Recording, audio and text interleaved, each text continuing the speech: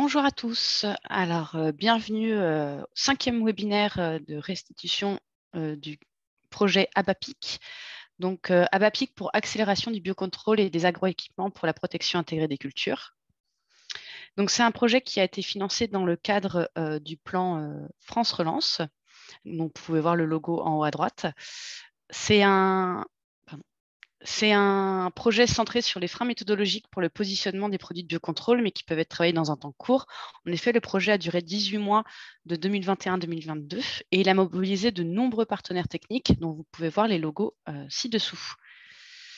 C'est un projet méthodologique qui a été axé en 4 objectifs et pour le webinaire du jour, on va se focus sur l'objectif 2 qui était de développer et tester des méthodes d'étude des facteurs qui conditionnent le succès d'utilisation du biocontrôle avec un focus sur les états physiologiques et plus précisément, comme sujet du webinaire aujourd'hui, évaluer l'effet variétal sur les gènes de défense après élicitation avec un stimulateur de défense des plantes appelé aussi SDP. Vous pouvez voir en dessous le nom des intervenants d'aujourd'hui avec leur institut associé. Concernant le webinaire d'aujourd'hui, 2 choses. Premièrement, ce webinaire sera disponible en replay sur la même page où vous êtes inscrit pour le webinaire, donc sur le site ACTA. Deuxième chose, vous pouvez vous poser toutes les questions que vous voulez durant le webinaire dans la boîte questions-réponses qui est en bas de votre écran normalement. Les intervenants y répondront par écrit tout au long du webinaire, mais également à l'oral à la fin des présentations. Sur ce, je vais laisser la main à Caroline pour l'introduction.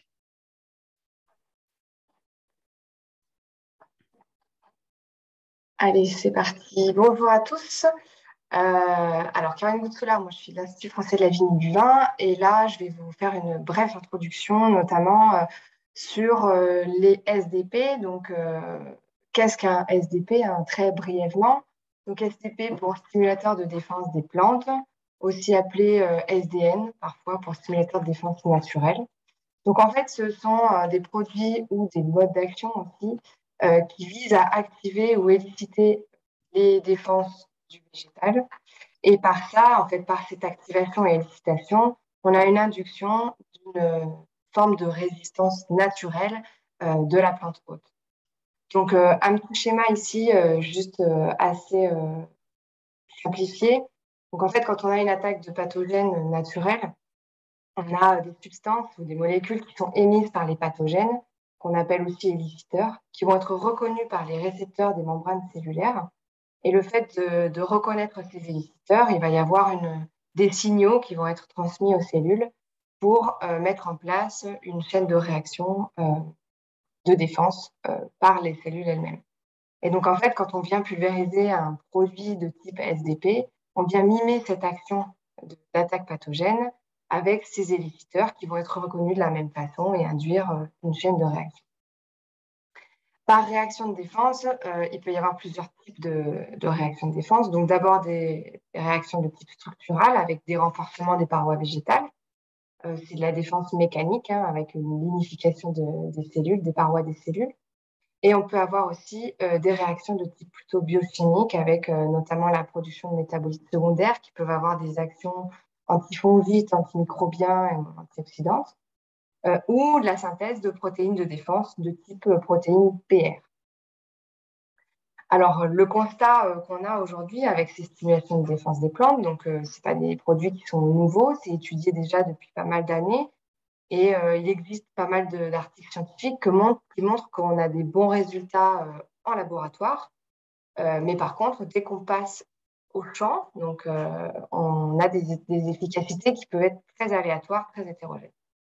Donc en fait, on cherche aujourd'hui, et à travers ce projet, on a cherché à mieux comprendre les modes d'action aussi parfois complexes de ces produits et d'avoir des bons indicateurs, en tout cas, qui nous permettent d'avoir des bonnes informations sur l'élicitation des défenses. Et de cette façon-là, ça nous permettra aussi demain de mieux évaluer l'efficacité de ces produits et leur potentiel de protection. Voilà.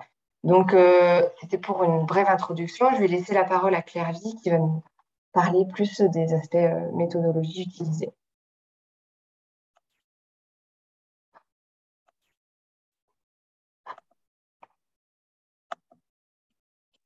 Merci Caroline. Alors du coup, je prends la main.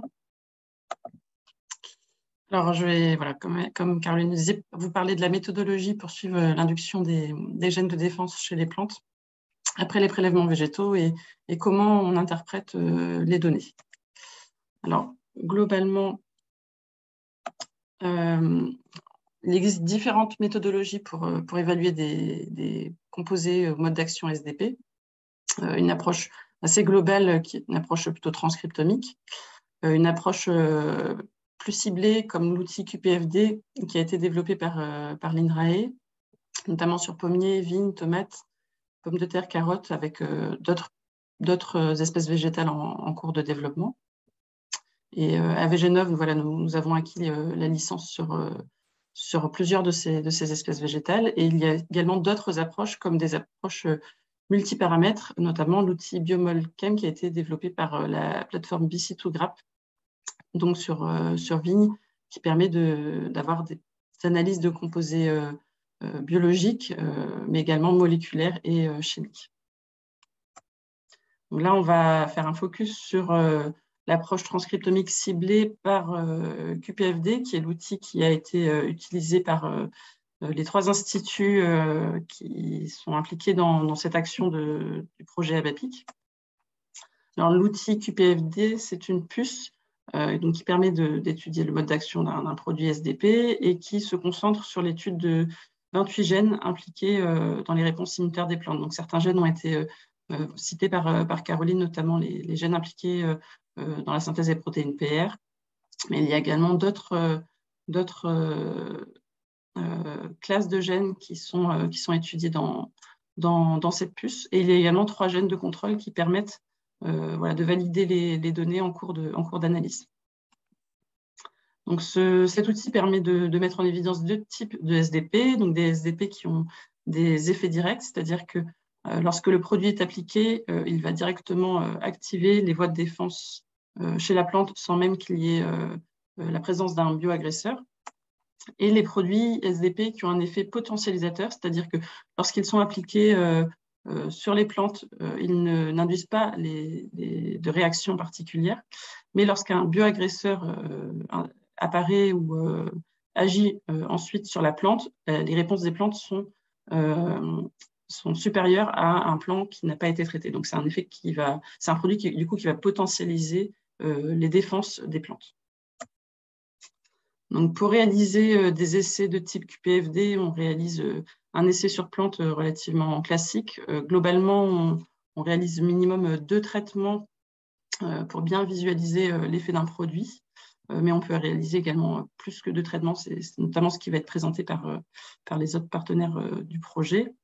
On peut, de façon facultative, mimer l'attaque d'un pathogène ou non. Donc, nous, on utilise de l'H2O2 qui est un composé qui va, entre guillemets, mimer l'agression qu'aurait faite un bioagresseur.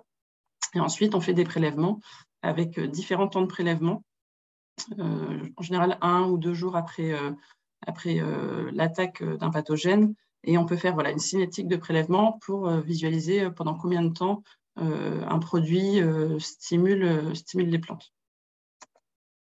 Donc ensuite, à partir de ces prélèvements qui sont soit congelés directement à l'azote liquide, soit appliqués sur des cartes FTA, on reviendra sur ce sujet-là de les prélèvements par carte FTA plus tard. Les échantillons sont extraits, donc on en extrait les ARN, on dose et on normalise les échantillons pour avoir des échantillons avec des concentrations compatibles avec les méthodologies qui suivent. On fait une transcription inverse et ensuite on fait une qPCR sur les 28 gènes de défense plus les 3 gènes de référence. Et on récupère les données, donc voilà, des données de sortie de qPCR classiques qu'on va analyser et on va avoir in fine des résultats sous forme de heatmap. Donc je vais venir plus en détail sur ce que peuvent donner ce type de résultats. Donc ici, on a par exemple un essai qui est issu d'une publication de Brice Marollo qui date de 2013, dans lequel 8 produits avaient été évalués, donc des produits A à K. Pour chaque produit, il y a, donc les produits sont en colonne. Pour chaque produit, il y a les 3 premières cellules qui correspondent à un produit dans lequel il n'y a pas eu d'attaque de pathogène de mimée. Et les 2 dernières colonnes correspondent à un produit pour lequel il y a eu un ajout d'H2O2 pour mimer l'attaque d'un pathogène. Et ensuite, en fonction de la couleur qui apparaît dans chaque case, il s'agit soit d'une répression en bleu plus ou moins foncé, soit une induction en rouge plus ou moins foncé. Et chaque ligne correspond à un des gènes étudiés dans la puce QPV. Donc, par exemple, ici, on peut voir le produit A, qui est un produit qui globalement a très peu d'effets, voire pas d'effets. La plupart des gènes sont autour de la zone d'effet neutre, donc avec des couleurs plutôt pastel. Le produit C, quant à lui, est un produit qui a un effet stimulateur direct. Donc, dès qu'il est appliqué sur la plante à J1, J2 et J3, on voit une surexpression de plusieurs gènes, même avant du coup l'attaque d'un pathogène. Et le produit I, lui, lorsqu'il est appliqué seul, n'induit pas de réponse. En revanche, lorsqu'il y a une attaque de pathogène mimée par l'H2O2, il y a plusieurs gènes qui sont surexprimés. Donc là, le produit I, lui, correspond à un produit SDP à effet potentialisateur. Donc, quand on obtient ce type d'histogramme, parfois, voilà, on peut avoir beaucoup de données et puis une interprétation un peu complexe à faire. Donc, on peut transférer ces heatmaps en histogramme cumulé, c'est-à-dire que toutes les valeurs qu'on obtient dans la heatmap sont converties en histogramme. Donc, on peut voir du coup sur l'histogramme, toutes les valeurs qui sont au-dessus de 0 correspondent aux gènes qui sont surexprimés, tout ce qui est en dessous de 0 correspond aux gènes qui sont réprimés. Alors maintenant, je vais passer à la présentation des résultats que j'ai obtenus. Donc, il y aura les présentations ensuite de Caroline et de Jean sur vignes et pommiers. Donc, moi, je vais commencer par présenter les résultats que j'ai obtenus sur tomates. Donc, dans ce projet, on s'est posé plusieurs questions scientifiques, notamment savoir est-ce qu'il était possible de trouver un produit qui avait un effet éliciteur sur tomates dans nos conditions d'expérimentation. En deuxième question, nous avons travaillé sur l'effet que pouvait avoir un SDP sur différentes variétés de tomates. Donc ça, c'est une question que s'est posée également l'IFPC, puisque nous avons tous les 3 réalisé du criblage variétal en regardant l'impact d'un produit sur différentes variétés. Et en troisième question, nous nous sommes intéressés au prélèvement par la technologie des cartes FTA pour savoir s'il donnait des résultats équivalents ou non par rapport au prélèvement classique.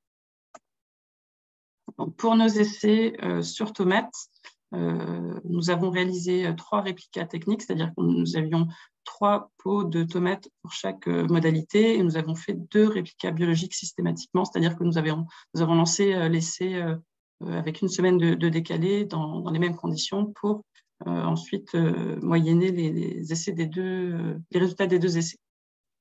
Donc, sur tomates, nous sommes partis de semis, puis nous avons fait des rempotages et ensuite nous avons fait 2 traitements, donc à J-4 et J-1 avant l'inoculation H2O2. Cette étape-là a été faite de façon facultative en fonction des essais et ensuite nous avons fait 1 ou 2 prélèvements. Nous avons ensuite réalisé les différentes étapes que j'ai citées précédemment, des extractions d'ARN jusqu'à l'analyse des données. Donc, voici le type de données que nous avons obtenues pour répondre à la première question. Donc, voilà, nous avions besoin d'identifier un produit qui avait un effet éliciteur pour pouvoir ensuite l'intégrer dans nos futurs essais comme référence. Nous avons testé du coup 2 produits qui ont tous les 2 bien fait réagir les plantes de tomates, puisqu'il y avait des surexpressions des gènes PR1 à PR8 sur les 2 produits. Et il y avait également des surexpressions un petit peu différenciées, notamment sur le gène POX, le gène PR14 et le gène CSL. Donc, nous avons fait, sur les 2 répétitions biologiques, nous avons obtenu des résultats très homogènes. Et ça nous a permis voilà, de valider 2 témoins d'élicitation qui étaient à base d'huile essentielle et à base de laminarine. Nous avons ensuite travaillé sur un criblage variétal pour savoir si différentes variétés de tomates réagissaient différemment ou non par rapport à l'élicitation au même SDP. Nous avons travaillé avec 8 variétés de tomates choisies en fonction de, voilà, des variétés les plus couramment cultivées par les producteurs de tomates dans la filière légumière bretonne. Et j'ai indiqué ici également les différences de résistance entre les variétés. Donc globalement, il n'y a pas de variété qui n'a aucune résistance. Elles ont toutes des résistances plus ou moins nombreuses et plus ou moins voilà, diversifiées. Puisque ce sont des résistances systématiquement sur un des virus couramment rencontrés chez la tomate, mais il y a également 2 autres virus qui peuvent être ciblés par ces résistances. Et ensuite, voilà, il y a la cladosporose, la Fusarium oxysporum, etc. Donc, nous avons obtenu ce type de heatmap pour les différents essais conduits sur les 8 variétés. Donc voilà, à première vue, c'est des données assez lourdes à interpréter sous ce format-là. Donc, on les a convertis en heatmap et nous avons obtenu ces résultats pour les 2 élliciteurs que nous avons testés en début de projet. Donc, nous pouvons voir que grâce à cet essai, nous nous rendons compte que toutes les variétés, donc chaque variété est présentée ici en bas du graphique. Toutes les variétés répondent aux 2 produits. Elles sont toutes élicitées. Il n'y a pas une variété qui n'est pas du tout élicitée. Il y a un léger impact des variétés sur l'application du produit 2 avec des résultats un petit peu plus nuancés que pour le produit 1. Et voilà, nous observons quand même que ces résultats sont plutôt intéressants et contrastent avec ceux obtenus sur d'autres espèces, notamment par rapport aux résultats du projet trade-off sur blé, où il y avait vraiment des différences énormes entre les variétés. Nous, ici, entre nos variétés, globalement, l'élicitation fonctionne bien avec ces 2 produits-là, même s'il y a un petit peu plus de nuances sur l'élicitation avec le produit 2. Donc pour notre 3e question, nous sommes intéressés à la technologie de prélèvement par carte FTA. dont nous avons travaillé sur la variété Plaisance. Nous avons fait des analyses des échantillons et les analyses ont fonctionné plutôt correctement. Nous avions des bonnes quantités d'ARN, des bonnes qualités d'ARN et les étapes suivantes de l'analyse fonctionnaient bien avec des contrôles qui étaient validés. Nous avons obtenu cette heatmap avec du coup des similitudes pour de nombreux gènes. Donc, il y avait par exemple 6 gènes surexprimés en commun de PR1 à PR8 et le gène ACO. Et il y avait également en commun 2 gènes réprimés, CHS et CSL. En revanche, il y avait quelques différences, mais sur un plus petit nombre de gènes, avec le gène EDS1 qui était surexprimé lorsqu'il était prélevé par carte FTA, alors qu'il n'était pas surexprimé sur le prélèvement classique où on congèle directement les échantillons. Et il y avait 3 gènes de réprimés différemment, FARPECT et CAD, pour le prélèvement avec la carte FTA. Alors, quand on présente ces données sous forme d'histogrammes cumulés, on obtient ce type de résultat.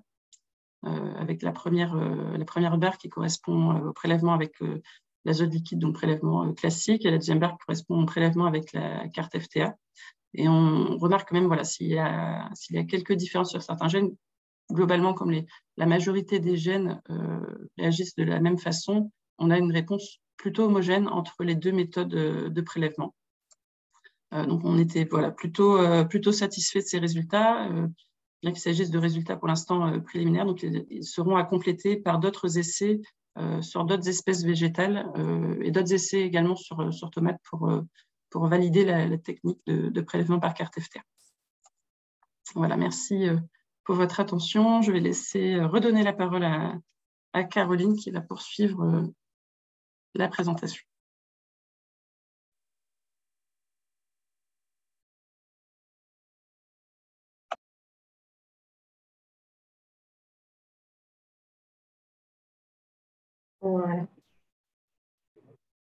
Merci Claire-Vie. Oui. Alors, pour ma part, je vais vous présenter donc, les résultats qu'on a obtenus sur la vigne. Je vais faire un petit peu le même schéma que Claire-Vie. Donc, d'abord, le constat de base, hein, c'est qu'effectivement, l'efficacité de cette élicitation, pour nous, dépendait de pas mal de facteurs. La partie génétique variétale de la plante, l'âge aussi, l'âge de l'organe qu'on observe, mais aussi beaucoup des conditions environnementales et donc pédoclimatiques qui peuvent avoir pas mal d'influence sur l'expression. Et donc, c'est pour ça que nous, en vigne, on a développé une plateforme de vigne en pot sous tunnel en conditions semi-contrôlées. Donc, vous avez les photos ici, qu'on a équipé de capteurs température, hygro, pyranomètre et capteurs d'humectation foliaire pour connaître en fait les conditions de nos pieds de vigne. Et on a donc pour les essais choisi 4 cépages, donc 4 variétés de vignes, donc le Sauvignon, le Grenache, la Syrah et le Floréal qui est un cépage résistant comparé à ces trois cépages dits sensibles.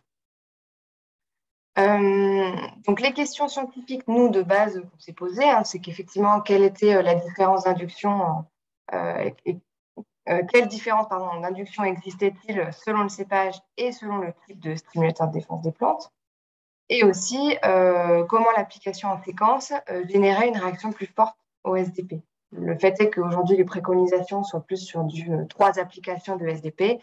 On voulait le valider d'un point de vue aussi génétique et regarder vraiment cette différence d'induction. Donc, la méthodologie qu'on a utilisée, nous, en vigne, c'est la carte FTA. Donc, c'est basé sur la puce QPF des vignes, mais avec une sélection uniquement de 7 gènes. Donc, en fait, c'est la méthode un peu terrain hein, de la puce QPF des vignes. Là, vous avez quelques photos qui illustrent en fait les manips. Donc, nous, on a prélevé les feuilles, on a fait un broyat de feuilles avec une solution tampon qu'on est venu appliquer sur ces fameuses cartes FTA. Donc des gouttes de solution qui ont ensuite été envoyées à notre partenaire donc, qui a fait les analyses, c'est le laboratoire Végépolis Vallée, qui eux ont extrait l'ARN et fait les manips comme Véginov a pu le faire sur la tomate. Alors les produits et candidats et les modalités qu'on a évaluées, donc nous on avait 2 modalités témoins, le témoin non traité et le témoin traité à l'eau. On voulait aussi regarder s'il y avait on va dire, un effet pulvérisation sur l'induction des voies de défense, l'effet mécanique en fait de la pulvérisation. Et on a choisi 2 SDP à base de laminarine et de Kosoga. Et en termes de protocole, donc on a fait 3 applications à 7 jours d'intervalle et des prélèvements et cartes FTA avant la première application pour évaluer l'induction naturelle des cépages et des prélèvements et cartes FTA 24 heures après chaque application. Alors, pour démarrer, pour vous présenter les résultats de l'analyse génétique avant même le démarrage de la première application, donc voilà ce qu'on a pu observer. Donc, on a calibré nos essais par rapport ici au Floréal, donc c'est notre calibrateur TNT. Ce qu'on observe en premier abord, c'est que les cépages réagissent différemment. C'est le cas pour le Grenache, le Sauvignon et la Syrah. Et que globalement, en fait, ils réagissent aussi différemment selon les gènes observés. On voit par exemple qu'ici, le Grenache réprime plutôt la protéine PR15, là où le Sauvignon va l'induire naturellement. Et à l'inverse, le Grenache va plutôt induire naturellement la protéine PR1, contrairement aux autres cépages qui ne l'induisent ou ne répriment pas. Donc, tout ça par rapport à notre calibrateur Floréal. Pour plus vous détailler un peu l'aspect variétal sensible contre résistant, donc là, on a fait un petit focus sur les témoins du Floréal et les témoins du Sauvignon. Et ce qu'on voit très rapidement, c'est que de base, les gènes du Sauvignon sont plutôt réprimés naturellement par rapport au Floréal, qui, lui, possède naturellement, on va dire, des gènes plus résistants vis-à-vis de son patrimoine génétique. Et par contre, on observe juste un gène ici, la protéine PR15, qui lui est plutôt surexprimé par rapport au floréal. Et bon, l'hypothèse qu'on a fait, c'est que ce gène PR15, il est impliqué dans la réaction des plantes plutôt liée aux conditions environnementales et que le sauvignon doit donc s'adapter un petit peu plus rapidement à ces conditions environnementales que le floréal qui, de base, possède, lui, une résistance, on va dire, génétique plus forte. Ensuite, on a fait donc, ces études-là après une application. Donc, toujours sur le floréal et le sauvignon pour démarrer. Alors, ce qu'on a fait, c'est qu'on a appliqué Kosoga et laminarine sur les 2 cépages. Donc, on reste avec un calibrateur floréal hein, sur cette analyse-là. Ce qu'on voit très rapidement, c'est qu'on a un effet inducteur qui est significatif du produit laminarine et Kosoga sur les deux cépages, hein, que ce soit le floréal ou le sauvignon. Que l'effet inducteur du Kosoga il est supérieur pour le sauvignon que la laminarine sur ce même cépage, et c'est l'inverse sur le floréal. On a un effet inducteur plus fort avec la laminarine qu'avec le Kosoga sur le floréal. Et que globalement, les 2 gènes qui étaient globalement les plus induits, c'était les protéines PR1 et PR3 pour les 2 cépages et pour les 2 candidats évalués. Ensuite, on a fait la même chose. Alors, j'ai enlevé les heatmaps pour que ce soit plus facilement observable. Ici, on s'est basé par contre sur le calibrateur témoin de chaque cépage. Donc là, vous avez le carré à gauche de l'induction après 2 applications et le carré à droite, l'induction après 3 applications. Donc là, ce qu'on observe assez rapidement, c'est qu'après 2 applications pour le sauvignon, on a un effet inducteur léger, hein, on va dire, surtout sur la protéine PR3 orange, le gène orange. Et par contre, après 3 applications, on observe vraiment cet effet inducteur, que ce soit avec le Kosoga ou avec la laminarine, qui est vraiment plutôt assez fort, quel que soit le candidat sélectionné. Par contre, pour le floréal, donc ce qu'on observe de base, c'est qu'avec le Kosoga ou la laminarine, on n'a pas vraiment d'effet inducteur après 2 applications. Vous voyez, on a même des gènes qui sont plutôt réprimés. Et après 3 applications, on a un effet inducteur du Kosoga et de la laminarine sur certains gènes, mais qui reste relativement, on va dire, faible par rapport à l'induction qu'on a pu voir sur le sauvignon. Et on a fait le même exercice après 2 ou 3 applications sur la Syrah et le Grenache. Et là, donc, ce qu'on observe pour la Syrah après 2 applications, c'est qu'on n'a pas d'effet inducteur hein, ni du Kosoga ni de la laminarine. Par contre, après 3 applications, on a un effet fortement inducteur avec le Kosoga et avec la laminarine de tous les gènes. Un petit peu, ça va dans l'autre sens. Tout à l'heure, on avait sur le sauvignon plus fort pour le Kosoga que la laminarine. Ici, pour la Syrah, c'est plutôt l'inverse. On a une induction un peu plus forte avec la laminarine qu'avec le Kosoga. Et ensuite, sur le Grenache, donc là où ça change un petit peu des autres cépages, c'est que dès la 2e application, on a déjà un effet inducteur visible, que ce soit avec le Kosoga et un peu moins fort, mais avec la laminarine aussi également. Et après 3 applications, on a un effet inducteur plus fort avec la laminarine qu'après 2 applications. Par contre, avec le Kosoga, on ne voit pas vraiment d'effet cumulatif inducteur supplémentaire après 3 applications. Donc ça, c'était bien entendu par rapport à leurs propres témoins. C'est l'induction par rapport à l'induction naturelle en fait de leurs témoins. Et là, j'ai essayé de mettre en avant la comparaison des cépages en transformant un peu les données et en les comparant au calibrateur floréal témoin. Et là, ce qu'on observe, c'est que ce soit avec le Kosoga ici sur le tableau de gauche, tous les cépages induisent plus que leurs témoins respectifs. Et la laminarine, c'est pareil. Alors, d'une façon plus ou moins évidente pour les cépages, on a le Grenache et la Syrah qui réagissent beaucoup plus que le sauvignon et le floréal vis-à-vis de la laminarine. Et pour le Kosoga, on a encore le floréal qui réagit faiblement et puis les 3 autres cépages qui réagissent relativement bien. Voilà, donc les premières conclusions qu'on a tirées en vigne, c'est qu'effectivement, la QPFD, c'est un indicateur qui était extrêmement pertinent, que de base, on avait une induction naturelle des défenses de tous les cépages face aux conditions environnementales, hein, qui parfois étaient plus fortes pour les les cépages sensibles que pour les cépages qui étaient déjà génétiquement résistants. Que sur les 2 candidats évalués, Kosoga et Laminérine, on avait une induction des gènes qui était plus marquée quand même après 3 applications, sauf pour le cépage résistant et pour le grenache sur le Kosoga, et que globalement, tous les cépages sont réceptifs aux stimulateurs de défense des plantes, mais que c'est très difficile de donner un ordre parce que ça dépend du gène, ça dépend du type de produit, et ça dépend un peu de la saisonnalité aussi. Voilà. Voilà, pour la vigne, je vais laisser la parole à Jean, du coup, qui va nous présenter ses résultats sur la pomme. Merci. Merci Caroline. Alors, je vais vous partager ma présentation. Hop. Donc, bonjour à tous, Jean Maguet de l'Institut français des productions cidricoles. Donc, même exercice que pour mes 2 collègues. Donc, je vais vous présenter un petit peu d'abord les questions scientifiques et techniques qu'on s'est posées dans le cadre de ce projet.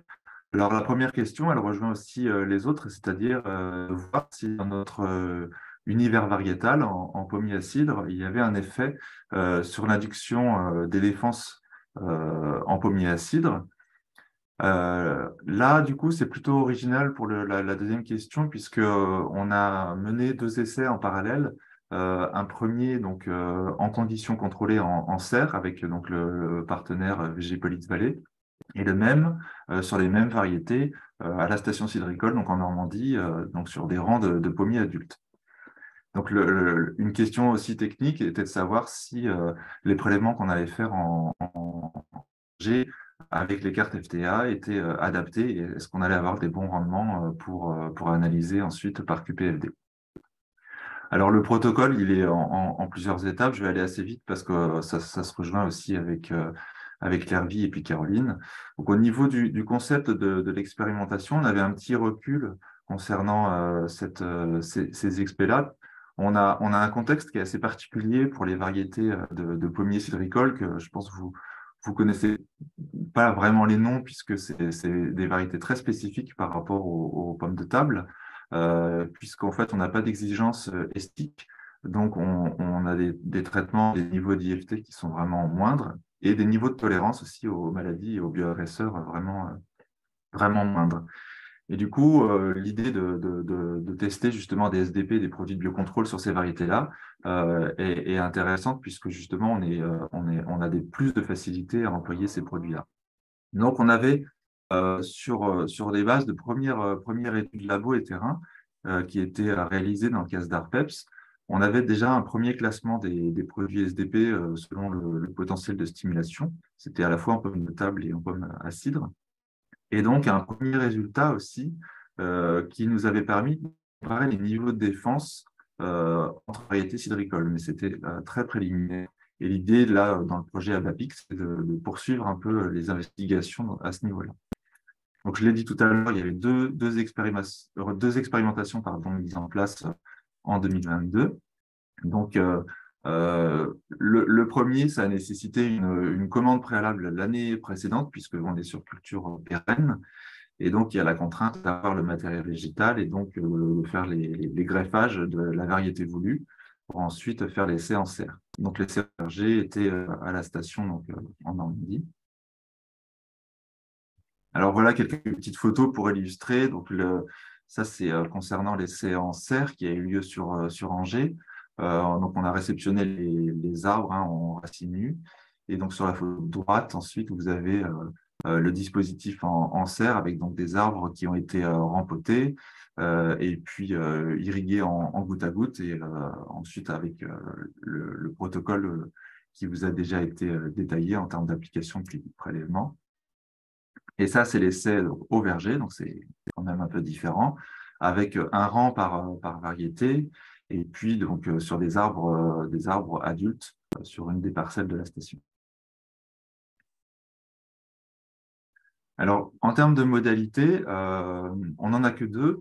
Voilà, on était limité par le dimensionnement de l'expérimentation. Donc, on a un témoin, qui est le témoin O, et une référence, du coup, qui est utilisée depuis assez longtemps et qu'on avait aussi bien travaillé en pommier acide, donc qui est le bion. Les deux Les deux essais, serre et verger, ont les mêmes caractéristiques en termes de modalité, nombre d'arbres à peu près aussi le même. Il y a juste une variation puisqu'on n'a pas pu trouver la variété Juden chez un pépiniériste, donc on l'a remplacé par Red Idared qui, au niveau sensibilité et conduite, voilà, avait quelques caractéristiques similaires. Voilà pourquoi on a pris ça comme exemple. Alors, l'essai en serre, là, je vais passer rapidement, donc, qui était fait sur des plans greffés. On a d'abord un prélèvement qui est fait pour évaluer justement les arbres pour servir de calibrateur pour chaque variété. Ensuite, on a les traitements qui sont faits à J0 avec soit le bion ou soit l'eau. Et là, on a aussi à J1 une limitation d'attaque de pathogènes avec une pulvérisation d'eau oxygénée. Et les prélèvements ont lieu à J2 et J3. Au verger, c'est un petit peu différent. Donc la parcelle, vous la voyez là en bas sur la photo aérienne de la station. C'est une parcelle qu'on a délibérément pas traitée du tout en fongicide, insecticide, ni herbicide d'ailleurs, en 2022. Donc c'est des arbres qui ont 13 ans. Il y a un rang par variété. Et donc on a traité par demi-rang chacune des variétés, soit à l'eau, soit avec le bion. Donc, ça, c'était le 20 mai de l'année dernière. Et les prélèvements de feuilles ont lieu 3 jours plus tard. Et donc là, les échantillons, comme dans les deux partenaires précédents, comme c'est sur le terrain, on a utilisé la technologie des cartes FTA qui permet de stabiliser les acides nucléiques et puis ensuite de collecter ces échantillons et de les transporter vers le laboratoire. Bon, voilà comment ça se présente. Vous avez déjà vu les photos, mais bon, c'est toujours bien d'illustrer. Vous avez le petit broyeur à main là, qui permet justement de broyer les feuilles qu'on met dans un sachet avec une solution tampon. Et ensuite, on met les gouttelettes issues de ce broyage sur les cartes avec une identification des échantillons avant l'envoi. Alors là, les résultats donc, que je présente, c'est les résultats de l'essai verger. Donc, on a déjà, dans un premier temps, au niveau de la technique, une bonne conservation des acides nucléiques, justement, et de bons rendements qui ont permis de réaliser la QPFD. Donc, c'est déjà un bon point parce que le laboratoire n'avait pas nécessairement le recul chez VG-Police sur la matrice pommier en utilisant les cartes FTA. Là, ce premier tableau, et puis donc de Hitmat, et puis le graphe en dessous, correspond au niveau basal de défense. Donc, c'est la comparaison des variétés entre elles sans un traitement SDP. Donc, le calibrateur choisi, c'est la variété céroline. Donc, vous voyez là donc, les valeurs 0. Et ensuite, toutes les autres variétés suivent ensuite en ligne. Donc, en colonne, là, la particularité, c'est qu'il n'y a que 7 gènes qui sont analysés donc, pour les protéines PR. Donc, ça a été choisi parce que c'est principalement là qu'on remarque soit les répressions, soit les inductions de gènes, particulièrement avec le bion, ou au niveau basal, on voit aussi des différences assez claires. Là, j'ai entouré donc, la protéine PR et puis protéine PR8. On voit vraiment là, ici, une répression en bleu concernant toutes les variétés. Et puis ici, en revanche, une induction des gènes pour toutes les variétés également. Alors, on a aussi des inductions un petit peu moins fortes là, pour le gène PR2, et puis des situations plus contrastées pour les autres gènes, PR1, PR5, 10 et puis 14. Alors, en termes de graphes, là, si on se concentre sur la variété, on peut regarder donc la variété, ça ne vous dira sans doute rien, mais qui s'appelle douce moine, c'est une variété cidricole très plantée. Donc qui semble être la variété la plus dont les gènes sont le plus induits de base sans induction par un produit SDP. Alors, Pour aller un petit peu plus loin au niveau de l'interprétation, parce que c'est jamais complètement évident, je vous ai mis les sensibilités aux principales maladies des variétés. Alors, on peut regarder uniquement les chiffres hein, là, totaux, où j'ai ajouté en fait le nombre de croix pour essayer de voir quelle est la pire finalement variété au niveau maladie. Donc là, il s'avère que c'est la variété Fréquin hein, qui a un chiffre de 8. Donc, on pourrait s'attendre justement à ce que, comme elle est plus sensible ou justement par rapport aux autres variétés, qu'elle réagisse peut-être plus rapidement ou au contraire que ce soit plus réprimé. Bon, là, en fait, il n'y a pas vraiment de lien linéaire entre la répression-induction et les sensibilités aux pathogènes. Puisque là, si on colle les différents chiffres par rapport au graphe, on n'a pas forcément de lien direct. Donc, c'est assez, assez difficile à interpréter. Et si on regarde, puisqu'on peut avoir d'autres caractéristiques aussi euh, au niveau des variétés, euh, quand je parlais justement des spécificités des pommes à cidre, vous avez ici sur le graphe, donc les pommes de table, en gros, sont caractérisées au niveau de leur acidité totale et de leur taux de polyphénol par un groupe assez fermé finalement, puisque la plupart sont acidulés avec des taux de polyphénol très faibles. En revanche, sur ce graphique, en fait, on peut répartir un peu toutes les variétés cidricoles. Là, on a les 6 qui ont été testés dans le cadre de ce projet. Et j'ai remis, du coup, au niveau des inductions, celles qui avaient le mieux répondu par rapport à celles qui avaient le moins bien répondu. Et là encore, en fait, en termes d'interprétation, c'est un petit peu difficile, puisque donc Douce-Moine avait bien répondu en termes d'induction, Kermérien qui suivait ensuite. Mais au niveau, par exemple, amertume, on retrouve en fait des variétés qui n'ont pas bien répondu au niveau de leur défense basale. Donc voilà, c'était une tentative hein, de- d'interprétation au niveau des résultats sur le niveau basal des variétés. Là, si on passe maintenant aux résultats après pulvérisation donc, du SDP, vous avez là, donc, pour chacune des variétés, le témoin qui est comparé au bion. Et j'ai remis une nouvelle fois en fait, les chiffres qui correspondent aux sensibilités relatives hein, de chaque variété vis-à-vis des pathogènes. Donc, ce que l'on constate ici, c'est que c'est la variété Juden qui répond le mieux à une addiction avec le bion.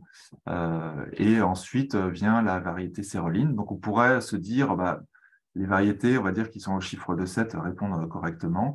Et puis peut-être que la variété qui est très sensible à un pathogène va répondre également. Or là, en fait, ce qu'on constate, c'est que une variété assez sensible, bah, finalement, il n'y a pas vraiment de réponse, voire une répression de la pulvérisation de bion.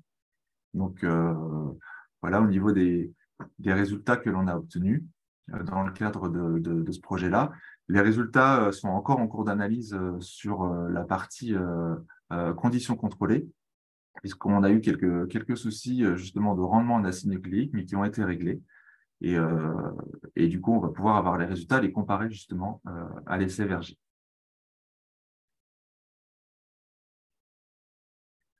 Voilà, donc pour faire un premier petit bilan au niveau IFPC, donc ce qu'on constate, c'est que la technologie des cartes FTA hein, a bien fonctionné.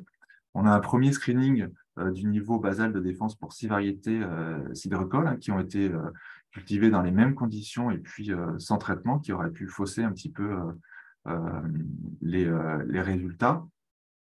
En revanche, hein, ce qu'on a constaté, c'est qu'il y a quand même des difficultés d'interprétation des résultats de l'induction par le SDP.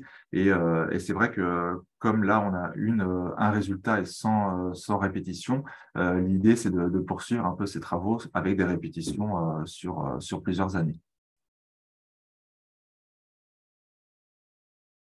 Donc, je vais passer à une conclusion générale pour l'ensemble des partenaires, donc VGNOV, IFV et puis IFPC, qui ont participé à ce projet dans le cadre d'ABAPIC. Alors, une première groupe de conclusion, c'est sur les technologies puis les types d'analyse qu'on a employés. Donc, pour rappel, la carte FTA, c'est une solution qui a bien fonctionné, donc qui est adaptée dans le cadre de cette étude. La QPFD, donc, qui a été une méthode commune aux 3 instituts et qui fonctionne bien sur tomates, vignes et pommiers. Et comme l'a dit Claire-Vie au début, c'est une méthode qui permet de se focaliser sur une variété ou sur un cépage, et puis qui est en développement sur d'autres matrices végétales. Ensuite, un deuxième groupe de conclusion, c'est vis-à-vis des résultats que l'on a eus.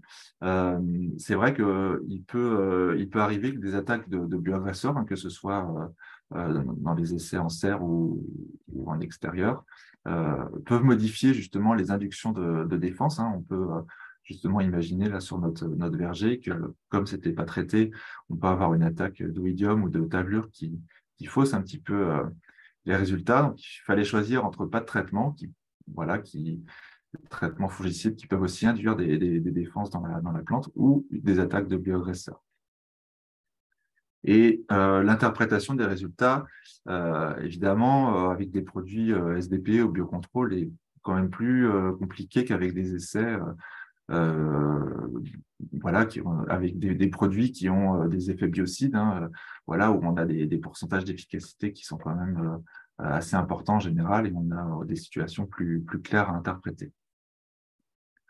En termes de valorisation des résultats, c'est une méthode qui donne quand même pas mal d'informations sur le mode d'action des produits, parce qu'on arrive à subdiviser au niveau des analyses par voie de défense, au niveau des gènes.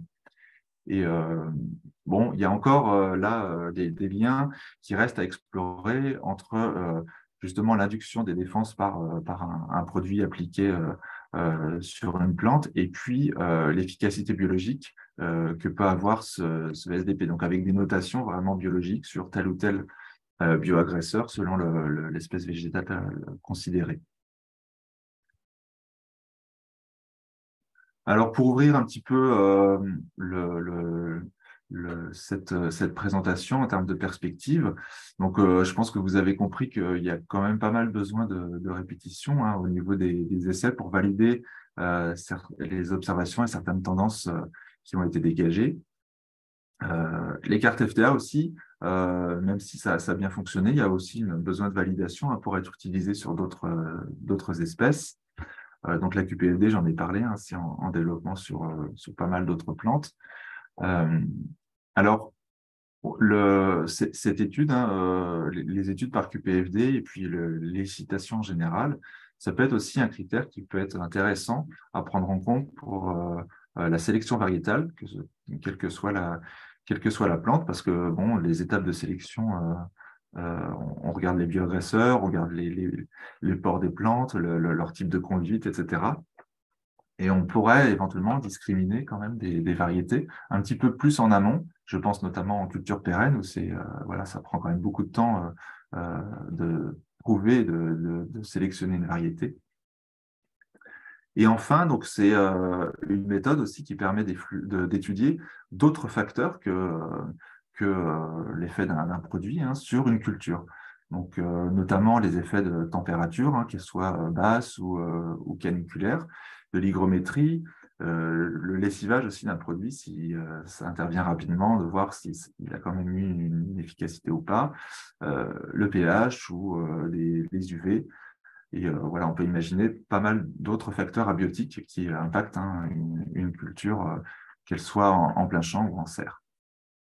Et donc l'ouverture, justement sur cette thématique-là, puisqu'il y a un webinaire qui est consacré sur ce thème, donc le 31 mars prochain. Voilà, donc pour conclure. Merci Jean. On vous laisse, si vous le souhaitez, poser vos questions là sur la boîte questions-réponses. Et puis peut-être pour amorcer la discussion, là, dans sa conclusion, Jean a parlé du cas où on fait des essais, en conditions réelles ou semi-contrôlées, où il y a des attaques de pathogènes. Est-ce que ça a été le cas dans vos essais? Et si oui, est-ce qu'il y a eu des conséquences sur les résultats obtenus? Je peux commencer à répondre. Alors, nous, donc, on était en serre, on a fait des essais très tôt en saison. Donc, on a été exempt de maladies, hein, ni Medium ni Oïdium dans la serre. Par contre, au départ, on avait cinq cépages, 5 variétés. On avait le Cabernet Franc également. Et en fait, on a fait aussi les cartes FTA sur ce cépage-là. Je ne les ai pas présentées parce qu'en fait, on a trouvé des inductions très, très fortes, mais qui n'étaient pas vraiment liées au stimulateur de défense, mais qui étaient plutôt liées à la présence d'agrobactérium qu'on a trouvé donc, sur les pieds, essentiellement donc, du Cabernet Franc, et donc qui ont biaisé en fait l'interprétation qu'on pouvait faire du résultat. Donc tout ça pour dire qu'effectivement, on peut avoir des agressions extérieures, donc que ce soit ici l'agrobactérium, mais aussi, donc, comme tu le disais tout à l'heure, des maladies des bioagresseurs, qui peuvent naturellement venir biaiser aussi l'induction, ou en tout cas la rendre moins importante si on veut vraiment l'observer et l'analyser. D'où l'importance de surveiller ces essais pour interpréter. Je ne sais pas s'il y a eu d'autres cas que celui de l'IFV sur ce sujet. Non, dans les autres essais. Alors, moi, j'ai vérifié aussi, effectivement, on a eu une petite attaque sur une variété dans l'essai verger, donc sur la variété Kermérien, donc que ce soit témoin ou bion hein, avant l'application. Donc là, c'est vrai que ça a pu avoir un effet, justement, parce qu'on a vu que c'était une variété qui était quand même un peu réprimée. L'idée là, c'est justement de regarder par rapport à l'essai conduit en serre si on va, puisque là en serre il n'y a pas eu d'attaque puisque voilà c'était enfermé, donc on va pouvoir comparer justement les données avec les essais. D'accord. Sinon, je vais peut-être vous reposer la question à laquelle vous avez essayé de répondre à l'écrit, là, qui avait été posée sur le chat, pour bien comprendre pourquoi est-ce que vous utilisez des variétés ou des cépages calibrateurs et comment est-ce que vous choisissez ces variétés. Alors, moi, j'avais commencé à répondre à cette question et Caroline a complété. En fait, on utilise des calibrateurs pour faire une étude comparative de nos données. Globalement, on utilise les témoins non traités ou les témoins traités à l'eau pour voir si, lorsqu'on applique un produit, on a une réponse différente par rapport aux réponses qu'il y a sans application de produit. Donc, ça permet vraiment de voir l'effet du produit. Et on peut regarder aussi des comparaisons de variétés en calibrant par rapport à une des variétés pour voir si c'est plus ou moins, enfin, les gènes sont plus ou moins induits ou réprimés de façon comparative. Ma réponse, elle va dans le même sens que Claire-Vie. J'ai juste rajouté par rapport à comment on choisit donc, la variété qu'on souhaite en calibrateur. Donc, nous, on a essentiellement choisi de se baser sur le floréal, donc qui est un cépage résistant, parce qu'en théorie, on a estimé que l'induction devait être naturellement moins forte quand elle était stimulée avec le SDP. Que sur des cépages qui, eux, étaient plus sensibles parce que de base, naturellement, dans les gènes, il y avait du gène de résistance. Donc, on a choisi de se baser sur ces cépages-là. Mais on pourrait prendre n'importe quel calibrateur, on pourrait changer et prendre un autre calibrateur et regarder la réponse par rapport à un autre calibrateur. Ça, il n'y a aucun souci. D'accord. Bon, pour l'instant, vous n'avez pas l'air d'avoir envie de mettre beaucoup de questions à l'écrit. Moi, j'en ai peut-être une autre. Claire-Vie, je crois que tu ne nous as pas tellement décrit, toi, les variétés de tomates que vous avez retenues. Est-ce que tu peux nous en dire un peu plus? Oui, je vais repartager mon PowerPoint. Alors, du coup, nous, on a travaillé avec 8 variétés de tomates. Donc, je ne les ai pas citées parce que voilà, on va faire catalogue. Donc, on a travaillé avec Admiro, Codino, Confiance, Plaisance, Tomahawk, Damarest, Duel et Sweetel, qui sont des tomates voilà, de différents types, tomates grappes, tomates côtelées. Voilà, il y a différents types de tomates. Et elles ont des résistances elles ont toutes des résistances. Celles qui ont, alors ce que j'ai remarqué et que je n'ai pas forcément indiqué, c'est celles qui ont le moins de résistance, donc notamment Duel, Sweetel, Plaisance et Tomahawk, correspondent à celles qui ont les barres les plus importantes ici sur les seigles produit 2. Donc, mais bon, les différences ne sont pas non plus aussi importantes que sur la vigne, par exemple. Donc, on a l'impression quand même que les espèces qui ont l'air d'avoir moins de gènes de résistance sont plus stimulées par les SDP. Voilà, donc c'est des variétés qui sont pour la résistance au virus de la mosaïque de la tomate, enfin de la mosaïque de la tomate, de la cladosporiose, de Fusarium oxysporum, verticillum et mélodogine aussi. Et puis il y a d'autres virus, mais qui sont moins représentés dans les variétés indiquées ici.